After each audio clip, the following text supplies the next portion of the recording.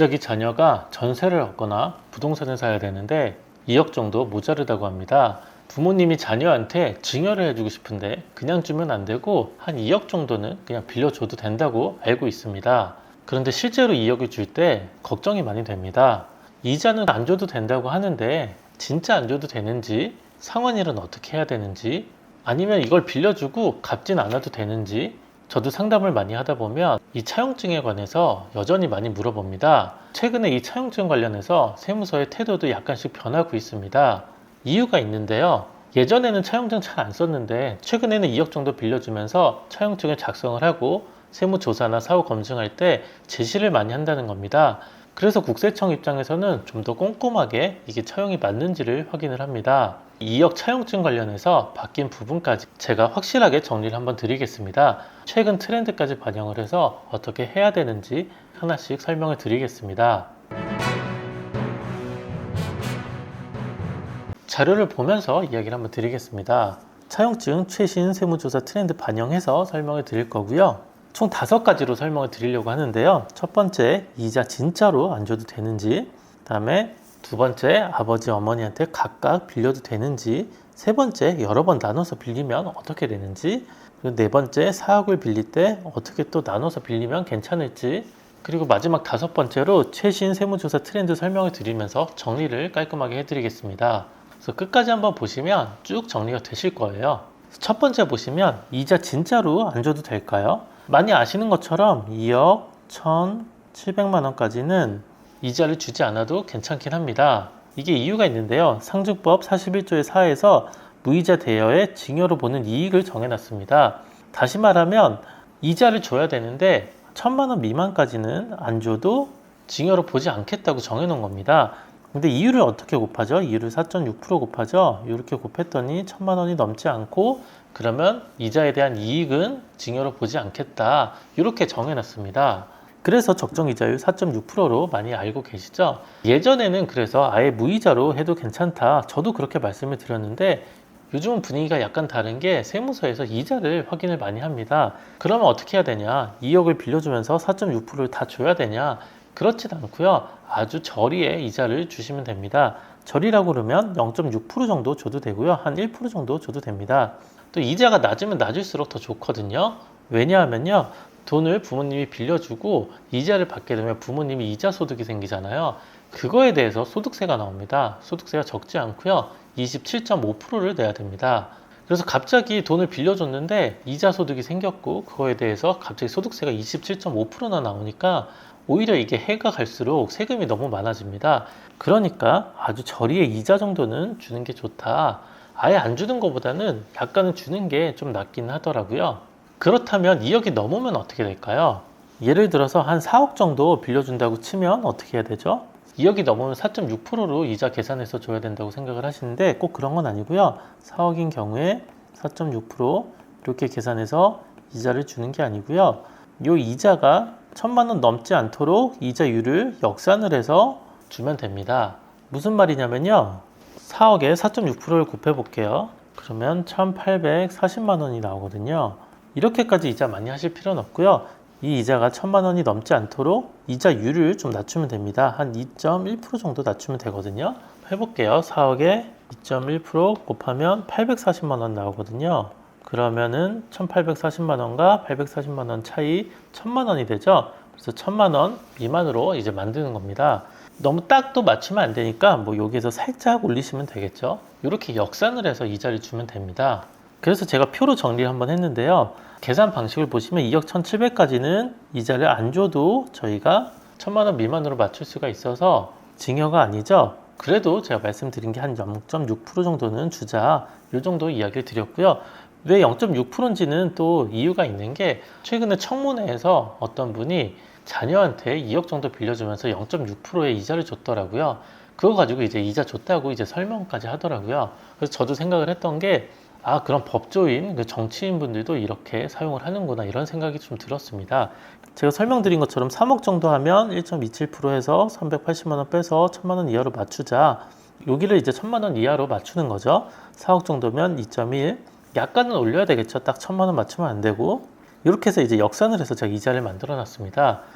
이 역산에 대한 이자는 제가 따로 링크를 드릴게요. 그 링크 가서 보시고 어떻게 계산하는지 확인 한번 해보시면 좋을 것 같습니다. 제가 영상 고정 댓글에 남겨놓겠습니다. 그리고 이제 두 번째, 아버지 어머니한테 각각 빌려도 될까요?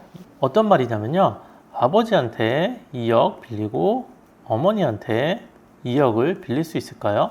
우선 법적으로는 가능합니다. 그런데 우선 먼저 말씀드리는 게, 이걸 함부로 하시면 안 되고 꼭 전문가와 상담하시면서 이게 괜찮은지 확인을 하셔야 됩니다. 상황에 따라서 이게 될 수도 있고 안 될 수가 있습니다. 법적은 되지만 세무서에서는 인정 안 해주는 경우가 있거든요. 어떤 경우냐면 형식만 차용이고 이자 원금 흐름이 없고 실제 증여로 확인이 된다면 그냥 요거 4억에 대해서 다 그냥 증여한 걸로 하겠다, 이렇게 봅니다. 그때는 이제 자금 출처와 상환 능력, 상환 실적들 이런 것들을 종합 검증하게 되어 있습니다. 다시 말하면 아버지가 2억 빌려주고 어머니가 2억 빌려줄 수는 있습니다. 그런데 무조건 쓰시면 안 되고 상황에 따라서 이게 가능한 상황을 만들어서 사용을 하셔야 된다는 겁니다. 된다는 이유를 다시 한번 볼게요. 된다는 이유는 요건 이제 증여는 아니고 빌려주는 거잖아요. 증여의 경우에는 아버지와 어머니 증여를 합산을 해서 얼마에 줬는지를 확인을 하지만 이건 빌려준 거잖아요. 빌려줄 때는 요거 합산을 해서 뭐 이자를 계산해라 이런 건 아니고, 이자 계산 1,000만 원 미만 규정은 일반 증여 합산 규정과 별도로 취급이 되고요. 실무에서는 채권자별, 그러니까 부모별로 그리고 연도별로 판단을 하게 되어 있습니다. 그래서 최대한 받는다면 부모가 각각 무이자로 2억 1,700까지 합계 4억 3,500도 빌려줄 수가 있습니다. 구조상 가능한 거고요. 다만 함부로 하시면 안 되고 세무사와 이야기하시면서 꼭 하셔야 됩니다. 이쪽 전문가는 어떤 분들이죠? 차용증 관련해서 업무를 많이 해보시고 실제로 세무조사에 대응을 많이 해본 분들이겠죠? 저도 사실은 세무조사 많이 하면서 이렇게 트렌드가 보이더라고요. 그리고 세 번째 보시면 여러 번 나눠서 빌려도 될까요? 2억은 되지 않게 뭐 첫 번째 차용할 때는 1억이고 두 번째는 0.5억 차용을 했고 세 번째 또 1억을 했다. 이렇게 하면 각각 하면 이게 무이자로 할 수 있을까요? 2억은 안 넘었잖아요. 근데 합치면 2억 5천 정도 되죠. 요거는 무조건 되는 건 아니고 요게 1년 기간을 합치게 되어 있습니다. 그래서 1억 원 미만 같은 사람에게 1년 내 여러 번 나눠서 빌리면 합산을 해서 1억 원이 넘는 날에 증여 시기로 봅니다. 그래서 이게 1월 1일이고 뭐 6월 1일이고 11월 1일이었다. 요때 2억 5천 빌린 걸로 해서 이자가 1,000만 원이 넘었었구나. 그래서 증여 이익을 계산을 하겠다. 이렇게 되는 겁니다. 반대로 1년이 넘으면 되냐? 되기는 합니다. 그런데 제가 다시 말씀드린 것처럼 형식만 차용이고 실질은 증여였다면 다시 또 증여세가 과세가 될 수가 있습니다. 다 같이 증여가 되니까 오히려 리스크가 더 커질 수가 있겠죠. 그리고 4억을 빌릴 때 나눠서 빌려도 될까요? 무슨 말이냐면요, 2억이 넘으니까 2억은 0%로 차용증 계산하고 나머지 2억은 4.6%로 또 차용증을 계산을 해도 되냐? 되기는 하죠. 근데 이렇게 하실 필요가 없죠. 제가 말씀드렸잖아요. 4억을 빌릴 때 한 2.1% 살짝 넘게만 만드시면 되니까 이거보다 아마 이자가 더 쌀 거예요. 제가 오늘 알려드린 최저 이자율이 얼마인지 확인을 하셔서 차용증 쓰시는 게 더 좋을 겁니다. 다시 한번 보시면 4억 정도일 때 2.1% 살짝 넘겨서 차용증 쓰시면 되겠죠.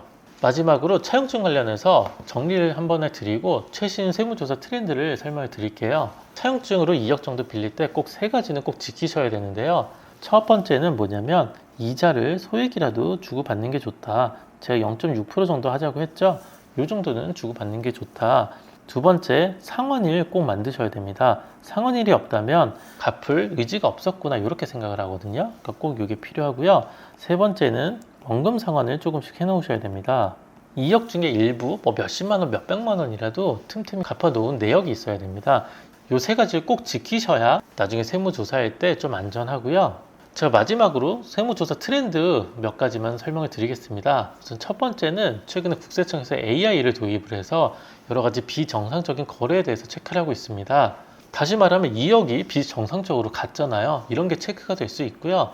또 반대로 2억이 갔는데 이자가 안 왔네, 이런 것까지 체크를 할 수 있을 것 같습니다. 그러니까 저희가 형식을 더 꼼꼼하게 맞추셔야 된다는 거 확인을 해보시고요. 두 번째는 최근에 구치 부동산 대책에서 고가주택, 신고가주택, 그리고 현금 거래들 꼼꼼하게 보겠다고 이야기를 했습니다. 저희 현금 거래 중에 2억 정도 주고받은 게 있잖아요. 그러니까 차용증 거래한 거 대상이 될 수가 있습니다. 그리고 가족과 친인척 간 위장 거래, 위장 거래가 아니더라도 특수 관계자 간의 거래는 더 꼼꼼하게 보겠다고 이야기를 하고 있습니다. 그리고 이제 세 번째, 사업자 대출도 확인을 한다고 했잖아요. 그러면서 저희 지인한테 빌린 거 이런 차용증 관련해서 더 꼼꼼하게 보겠다고 이야기를 하고 있습니다. 다시 말하면 국세청에서 더 꼼꼼하게 본다는 소리고요. 증여인지 아닌지 더 확인을 하겠다. 종합적으로 더 검토를 하겠다. 이런 의미입니다. 그리고 제가 말씀 많이 드린 가족법인 활용을 많이 해보시고요. 가업 상속이나 특정 법인들 그리고 현물질자들 이런 방법들은 저랑 상담하시면서 계획 짜시면 좋을 것 같습니다. 다음에도 좋은 영상으로 찾아오겠습니다.